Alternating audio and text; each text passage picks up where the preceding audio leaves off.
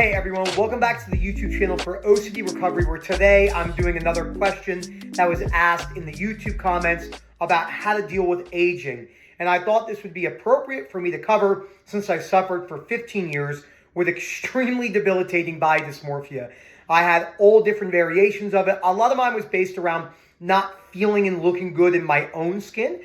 Other rejection was there, but there was tons of fear of not having muscle, which is very common in the bodybuilding community. The fear of having extra fat on my body, subcutaneous fat, not so much like, this is just a funny thing actually.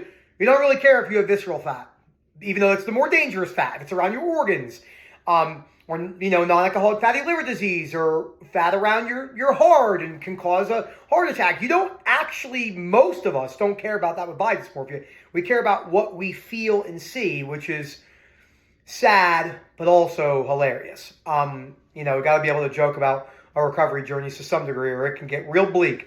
Before I go any further, please subscribe, hit that like button down below. Let me know what you think about this video. Please do not sit in silence. There is hope. We can help you. So, it's hard, right? Because when you're younger, you know you're going to age to some degree, but it's so far in the future that when you're living in the moment, in those particular moments of your life, you don't really see it coming. And then one day you look in the mirror and you think, holy crap, like I'm aging, I'm getting older.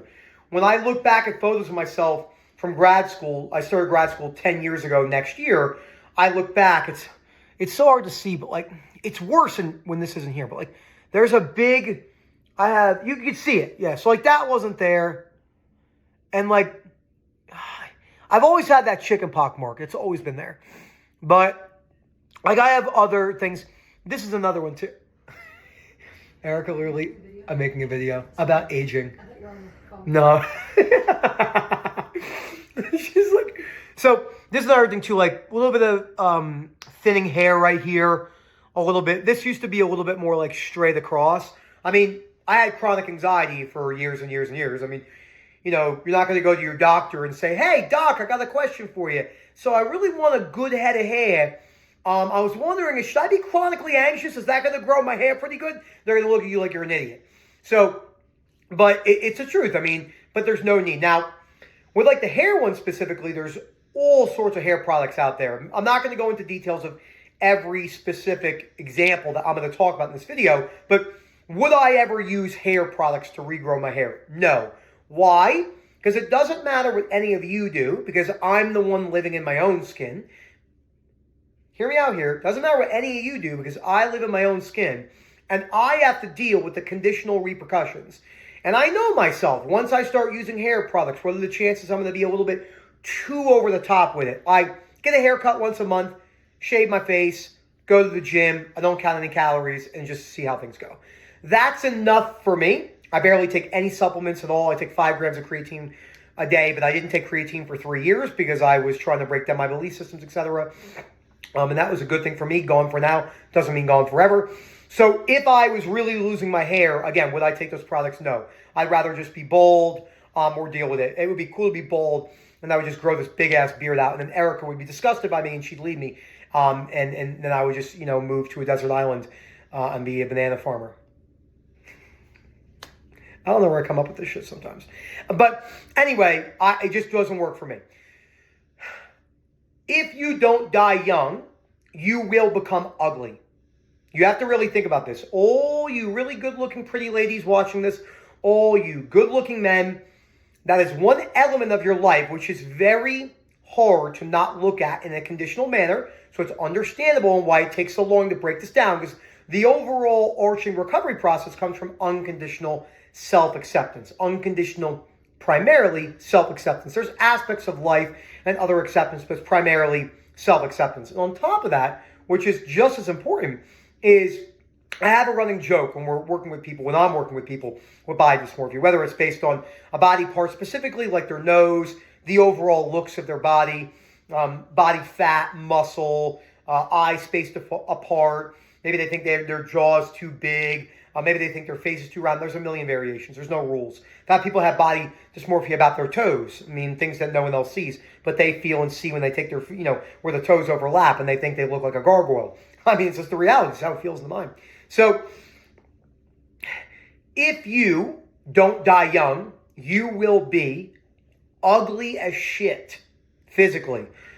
I don't want to hear any of this wishy-washy nonsense about you're beautiful in your own skin, you look gorgeous. No, if you're 90 years old, you're fucking horrible looking.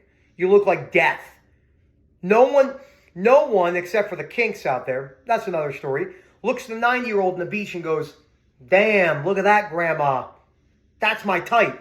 No, you just see that person, and a lot of people don't think of anything, or they're like, fuck, I don't want to look like that. Or you see them walking because they're really old, and you're like, damn, you know? I mean, that's just life.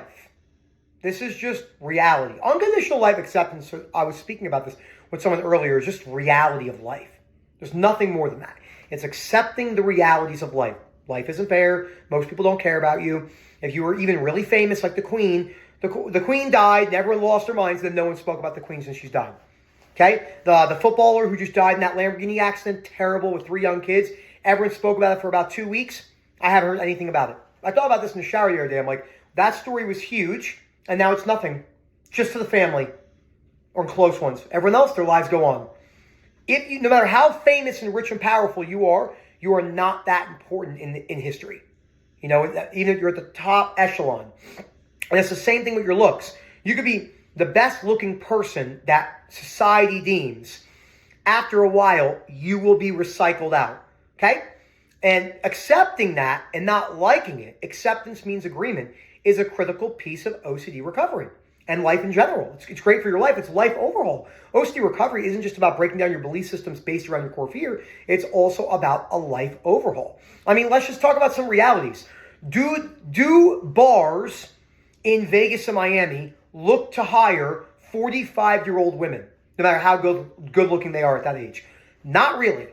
They look for 18 to 25, sometimes 30, early 30-year-old women for the majority. And then they are recycled out because they don't think they're as pretty as a good-looking girl that just left LSU, you know, or college, and she came out to be a bottle girl in Vegas, and she makes $200,000 cash a year in tips. I mean, this is just the reality of life. Why do you not see Giorgio Armani male models with these shredded six-packs when they're like 50? They're trying to integrate this more for more of like an overall acceptance. Pros and cons of that. We're not going to get into that because it gets into politics and then people get all up in arms about that. So, but we are going to say that's not the normality. You know, you could be a better looking person in your 50s and 60s, but you're still going to look less. You're not going to be as good looking as youth. Unless, again, you have those kinks. But this is just a general sense. I mean, do I like that I have that across my forehead? No. Now, I have acceptance on this, so I don't ever think about that. Do I accept that, or do I like that? No. More people give me shit about this than anything, and now I got my glasses. You know, right here is fine, but I'm nearsighted. So I have my glasses now because I can't see shit across the street. If I open this window and look across, I can't see anything. But up close, I'm good. Up close, it's no problem whatsoever. But nearsighted, I can't see anything. So things are, I have no aches and pains per se because I do take a lot of care of myself in the gym and stuff like that. But it is important to look at those realities, look at what you're scared of, not try to push away any of those sensations in your body. You know, if you feel yourself a little bit gaining some, you know, like that, the jiggle right there. You know, we have so much unrealistic expectations about, you know, and you can't self-reassure your way out of this. You are never going to be able to self-reassure your way of, no, but you know, you look good to you. That ain't going to work. It's acceptance of the worst case scenario. It's always the worst case scenario. So we don't have to like it. Acceptance doesn't mean agreement, but we have to find a way to look at making more peace with it in that way. And unconditional self-acceptance is the key. Phil@OCDrecovery.com. Let me know what you think. Always great to talk to everyone. Ask questions in the comments. This is the fear that bothered me the most. I mean, I was destroyed by this. I mean, just take counting calories for an example. I had notebooks stacked. These type of notebooks stacked up to here. Literally, a meter high of all my calories counted on paper in daily body weights, or sometimes twice daily body weights, morning and night for 10 years plus. That is no way to live. But at the time, I thought it was dedication. I thought I was super dedicated. I wasn't. I just had lost myself massively. So, Phil@OCDrecovery.com. Hope to hear from you soon. And as always, enjoy the rest of your day.